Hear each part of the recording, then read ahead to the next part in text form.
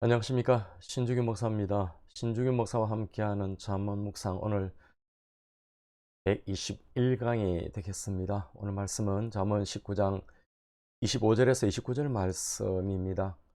거만한 자를 때리라, 그리하면 어리석은 자도 지혜를 얻으리라. 명철한 자를 견책하라, 그리하면 그가 지식을 얻으리라. 아비를 구박하고 어미를 쫓아내는 자는 부끄러움을 끼치며 능욕을 부르는 자식이니라. 네 아들아, 지식의 말씀에서 떠나게 하는 교훈을 듣지 말지니라. 망령된 중인은 정의를 업신여기고 악인의 입은 죄악을 삼키느니라. 심판은 거만한 자를 위하여 예비된 것이요 채찍은 어리석은 자의 등을 위하여 예비된 것이니라. 아멘. 이 말씀으로 바른 입으로 정의를 세우자라고 하는 그런 제목으로 함께 말씀의 은혜를 받고자 합니다. 먼저 이런 본문을 좀 이해하면 좋겠습니다. 25절은 거만한 자와 명철한 자에 대한 견책입니다. 거만한 자를 때리라, 그리하면 어리석은 자도 지혜를 얻으리라. 명철한 자는 견책하라, 그리하면 그가 지식을 얻으리라. 이렇게 말씀합니다. 거만한 자가 심판의 매를 맞게 되면은 어리석은 자는 정신을 차릴 것이라, 그렇게 말합니다. 여러분, 따라서 교육의 기회가 아직 열려 있음을 말하는 것이죠.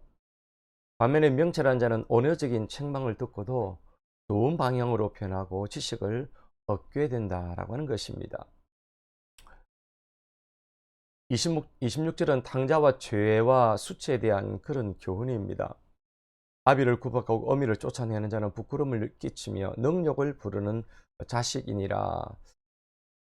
여러분, 여기에는 아마도 자기 부친의 토지를 떼도 되지 않았는데 인수받고자 하는 그런 탕자와 같은 아들의 모습이 반영되어 있는 것 같습니다.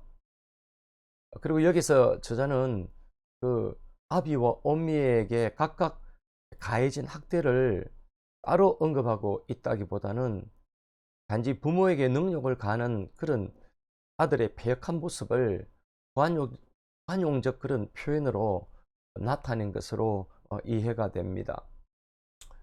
여러분, 27절은 자녀에게 지식을 따르는 그런 교훈입니다. 따르라는 그런 교훈입니다. 내 아들아, 지식의 말씀에서 떠나게 하는 교훈을 듣지 말지니라. 여러분, 자식에게 교훈을 버리면은 결국 불순종과 파멸에 이르게 된다는 점을 가르치고 있는 것이죠. 그리고 여러분, 이 말씀은 좋은 교육을 받은 자들에게 훈계를 빙자하여 그들이 훈련받은 그런 선한 원리로부터 격기를 탈선시키려는 그런 소리에 함부로 귀를 기울이지 않도록 하라는 그런 좋은 경고이기도 한 것입니다. 이런 반면 28절은 망령된 증인의 배회에 대한 그런 교훈입니다. 망령된 증인은 정의를 업신여기고 악인의 입은 죄악을 삼키느니라. 여러분, 이 망령된 증인과 악인의 입이 대꾸를 이루고 있습니다. 사실을 왜곡시키는 것은 곧 정의를 조롱하는 것이죠. 위정을 언급하는 그런 율법의 정면으로 배치되는 행위라고 볼 수가 있는 것 아니겠습니까? 여러분, 또한 죄악을 삼킨다는 것은 도덕적으로 부패하고 거짓된 것이 그의 입에는 달고 좋은 것이어서 그것을 적극적으로 받아들인다, 이런 뜻이 되겠습니다. 여러분, 29절은 심판과 채찍에 대한 잠언입니다. 심판은 거만한 자를 위하여 예비된 것이요 채찍은 어리석은 자의 등을 위하여 예비된 것이다. 여러분, 이 구절에서 열거된 그 어리석은 자들에 대한 최종적인 심판을 선언하는 것입니다. 여러분, 여기에 심판이라고 하는 히브리어는 쉐파팀이라는 그런 단어입니다. 일반 법정에서의 심판이 아니라 하나님의 심판을 가리킬 때 주로 쓰이는 그런 말입니다. 어리석은 자, 하나님의 말씀에 율법을 조롱하고 거부하는 자들은 반드시 여호와의 심판을 받게 될 것이라고 하는 그런 의미가 되는 것입니다. 우리가 이 말씀으로 세 가지를 한번 적용을 해보겠는데요. 그 첫째는 바른 비판과 판단에는 열린 마음을 받자라고 하는 것입니다. 완악하게 다친 마음의 소유자와 그 어리석은 자들의 선의의 충고를 받아들이지 않고 옆에 있는 자가 징계를 받을 때 자극을 받을 뿐입니다. 이 화인 맞은 그런 심령이 되면은 어지간한 충고와 그 가르침에는 귀를 막고 교만하게 어리석은 행동을 하게 되는 것입니다. 그러나 지혜롭고 명철한 자는 진지하게 타이르는 말로서도 자신의 허물을 인정하고 받아들이는 것입니다. 이런 하나님의 사람들은 민감하고 정말 열린 마음으로 바른 비판과 판단과 교훈에 반응할 수 있어야 하고 회개하고 돌이켜야 하는 것입니다. 여러분, 누군가의 지적을 기분 나쁘게 생각하지 말고 자신을 돌아보는 계기로 삼고 다시 자기 변신을 회해야 하는 것입니다. 발전적인 사람들을 만나보면은 항상 메모하는 습관을 가지면서 자신의 변화에 주저하지 않습니다. 열린 마음과 열린 삶을 살면은 이러면 정말 편안해지는 것 아니겠습니까? 물론 비진리나 불의에 대해서 필터를 착용해야 하겠지만은 건설적이고 긍정적인 교훈에는 열린 마음으로 수용해야 하는 것입니다. 두 번째는 바른 입으로 정의를 세우자라고 하는 것입니다. 여러분, 사람들의 마음에 하나님이 없으면 망령된 거짓말을 많이 하게 됩니다.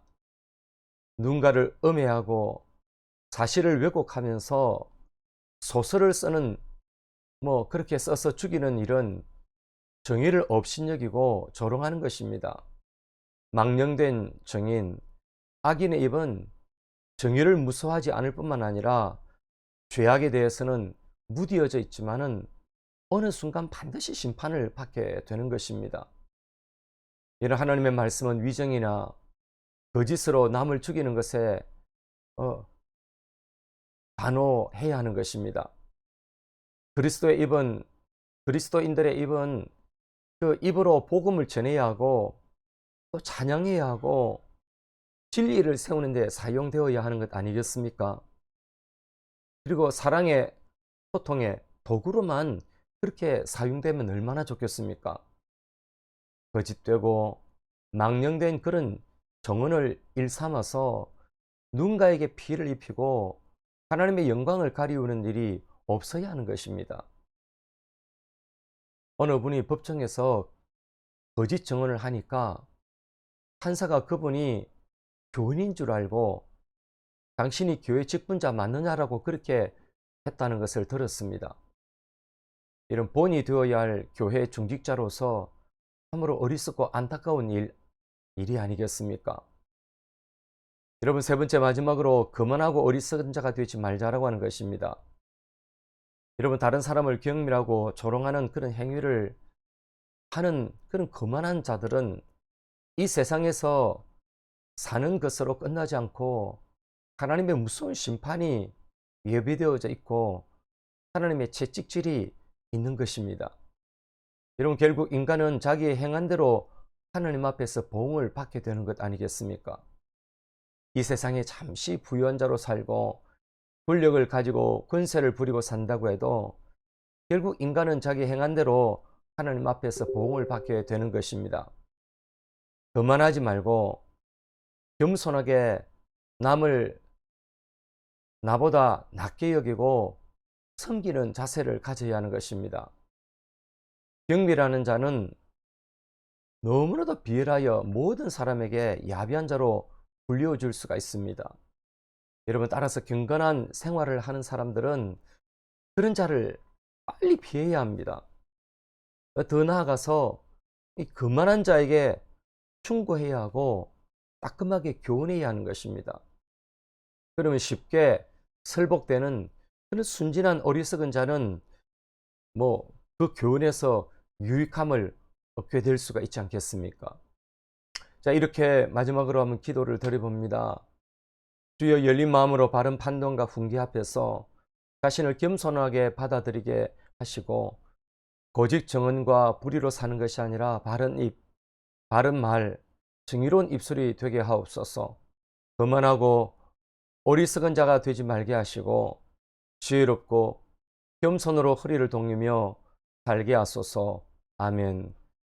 여러분 한 주간 이 무더위 가운데서 멋있는 사람, 정말 하나님 앞에서 하나님의 마음을 시원케 해드리는 그런 그리스도인으로 또 한 주간도 승리하시기를 바랍니다. 감사합니다.